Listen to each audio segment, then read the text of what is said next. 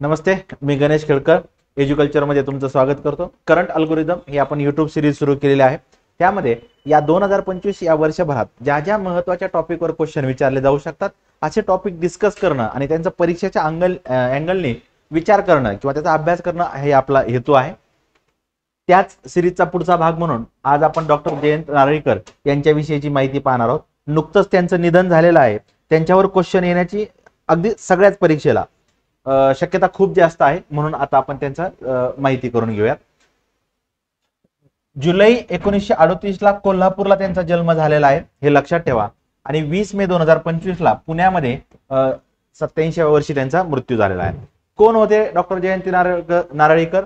खगोलशास्त्रज्ञ होते, शिक्षक म्हणून त्यांनी काम केलेलं आहे आणि संवादक म्हणून पण काम केलेलं पाहता येतं। त्यांच्या आई वडिलांची थोडक्यात माहिती बघूयात। त्यांचे वडील रँगलर होते। रँगलर ही गणितातली पदवी आहे। विष्णू नारळीकर जे बनारस हिंदू युनिव्हर्सिटीमध्ये गणिताचे विभाग प्रमुख होते, ठीक आहे। त्यांच्या आई जे आहेत सुमती नारळीकर या संस्कृत विदुषी होत्या। आई वडील दोघंही उच्च शिक्षा प्राप्त केलेले आहेत, हे पण लक्षात ठेवा। डॉक्टर नारळीकर यांनी बनारस हिंदू युनिव्हर्सिटी इथून शिक्षण पूर्ण केलेलं आहे। केम्ब्रिज युनिव्हर्सिटीमधून BA, MA आणि PhD या पदव्या मिळवलेल्या आहेत। त्यांच्याविषयीचे पुरस्कारावर एक प्रश्न येण्याची शक्यता खूप जास्त आहे।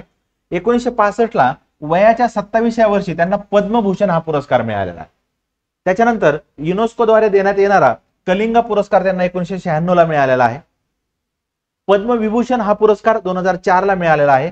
महाराष्ट्र भूषण महाराष्ट्रातला सर्वोच्च पुरस्कार त्यांना 2010 चा आहे, 11 ला वितरित आहे। शांती स्वरूप भटनागर पुरस्कार सुद्धा त्यांना 2010 ला दिलेला आहे। आता एक तर इथं एक आपल्याला प्रश्न येणार आहे आणि आता पुढचा प्रश्न इथं तयार होतोय। साहित्य अकादमीने त्यांना 2014 साठी, इयर लक्षात ठेवा, 2014 साठी त्यांचं जे आत्मचरित्र आहे 4 नगरातली माझे विश्व या पुस्तकासाठी त्यांना साहित्य अकादमीचा पुरस्कार मिळालेला पाहता येतो। मग 4 नगर कोणतं आहेत हे पण विचारण्यात जाण्याची शक्यता आहे। पुणे, मुंबई, बनारस आणि केम्ब्रिज।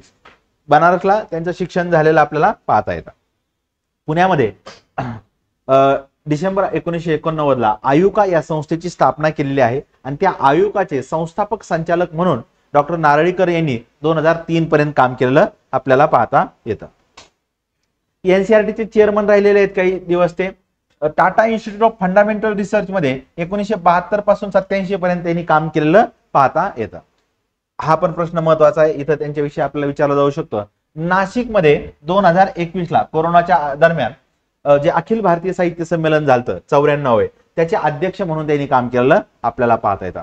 काही आंतरराष्ट्रीय संस्थांचे पण ते अध्यक्ष राहिलेले आहेत खगोलशास्त्र विषयाच्या, ते एक तर माहिती म्हणून फक्त इथं लक्षात ठेवा। त्यांच्या संदर्भातला पुढचा क्वेश्चन येऊ शकतो हॉईल नारळीकर सिद्धांत। हा जो हॉईल नारळीकर सिद्धांत आहे त्याच्याविषयी विचारलं जातं। त्याचं दुसरं नाव पण दिलेलं आहे कन्फॉर्मल ग्रॅव्हिटी थिअरी जी आहे ते आपल्याला पाहता येते। जे हॉईल जे आहेत ते त्यांचे मार्गदर्शक होते आणि त्यांच्यासोबत त्यांनी विश्वातील आणि खगोल भौतिक शास्त्र या 2 विषयावर संशोधन केलेलं पाहता येतंय। नंतर जी बिग बँग थिअरी आहे त्या बिग बँग थिअरीच्या सिद्धांताच्या विरोधात सुद्धा त्यांनी सिद्धांत मांडलेला आहे। आपल्याला सांगतील समर्थनार्थ, तर लक्षात ठेवा विरोधातला सिद्धांत मांडलेला आपल्याला पाहता येतो। आता त्यांच्याविषयीचं जे मी संवादक शब्द वापरला त्याचा हेतूच हा होता की मराठी भाषेमध्ये ज्या विज्ञान कथा आहेत, विज्ञान कथा त्या लिहायला सुरुवात किंवा चांगल्या पद्धतीने मांडायला सुरुवात डॉक्टर नारळीकरांनी केलेली आहे आणि त्यांची ग्रंथसंपदा अतिशय विपुल अशी आहे।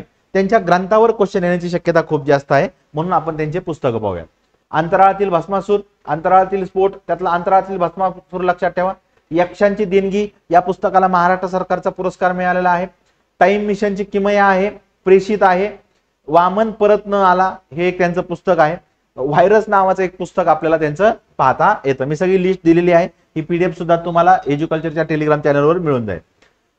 त्याच्यानंतर काही विज्ञान विषयक पुस्तकाचं त्यांची संपादन केलेलं आहे, अंतराळ आणि विज्ञान। त्यातलं हे पुस्तक खूप महत्वाचं आहे, आकाशाशी जडले नाते। ते पुस्तक वारंवार विचारलं जातं।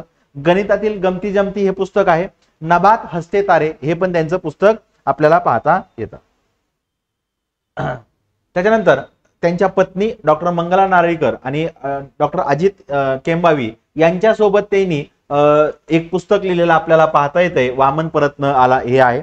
नंतर नव्या सहस्रकाचे नवे विज्ञान आपल्याला पाहता येते। नंतर विश्वाची रचना हे त्यांचं पुस्तक आपल्याला पाहता येत आहे. इकडच्या बाजूला पहा त्याच्यातलं 7 वंडर्स ऑफ द कॉस्मॉस हे पुस्तक एक लक्षात ठेवा. त्याच्यानंतर 4 नगरातलं माझे विश्व हे आपण पाहिलेलं आहे आणि पाहिलेले देश भेटलेली माणसं हे त्यांच्या पत्नीसोबत त्यांनी लिहिलेलं पुस्तक आपल्याला पाहता येतं. अशा प्रकारे डॉक्टर जयंत नारळीकर यांच्याविषयी आपल्याला परीक्षेला जे जे मुद्दे विचारले जाऊ शकतात ते आपण इथं कव्हर केलेले आहेत.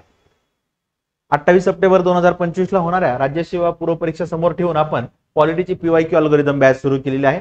या बॅच मध्ये 2013 ते 2024 या दरम्यानचे एकूण 12 पेपर आणि या 12 पेपर मधले 163 क्वेश्चन अतिशय डिटेलपणे डिस्कस केलेले आहेत.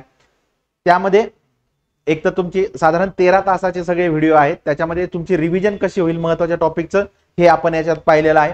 काही निमॉनिक्स ट्रिक्स सांगितलेले आहेत. कुठल्या टॉपिकवर क्वेश्चन येऊ शकतात ते प्रेडिक्ट केलेलं आहे. पॉलिटी रिलेटेड करंटच्या घडामोडी सुद्धा मी तिथं उल्लेख केलेला आहे. हे सगळं ही जी बॅच आहे एज्युकल्चरच्या ॲपवर तुम्हाला उपलब्ध आहे आणि इथं स्क्रीनवर दिसणारा QR कोड स्कॅन केला तर या बॅचचा डेमो व्हिडिओ जो आहे तो पाहता येईल आणि या नंबरवर तुम्ही कॉन्टॅक्ट करून काही माहिती हवी असेल तर ती विचारू शकता. आज आपण इथं थांबूया. थँक्यू.